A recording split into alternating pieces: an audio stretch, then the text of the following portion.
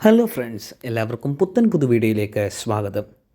ആട് 3യുടെ വിശേഷങ്ങളാണല്ലോ ഇപ്പോൾ സോഷ്യൽ മീഡിയയിൽ നിറഞ്ഞുകൊണ്ടിരിക്കുന്നത്.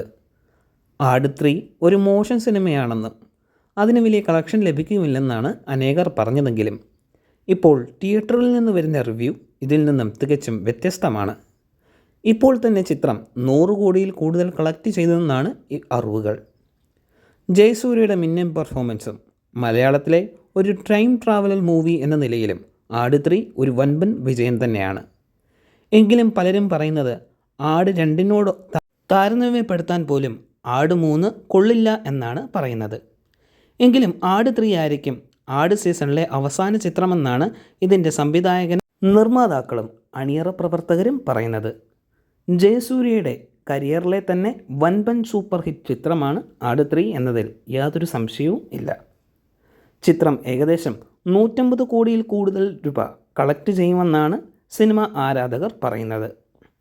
അനേക നാളായി കാത്തിരുന്ന ആട് ആരാധകർക്ക് നല്ല പ്രത്യാശയും സന്തോഷവും നൽകുന്ന ചിത്രം തന്നെയാണ് ആട് 3.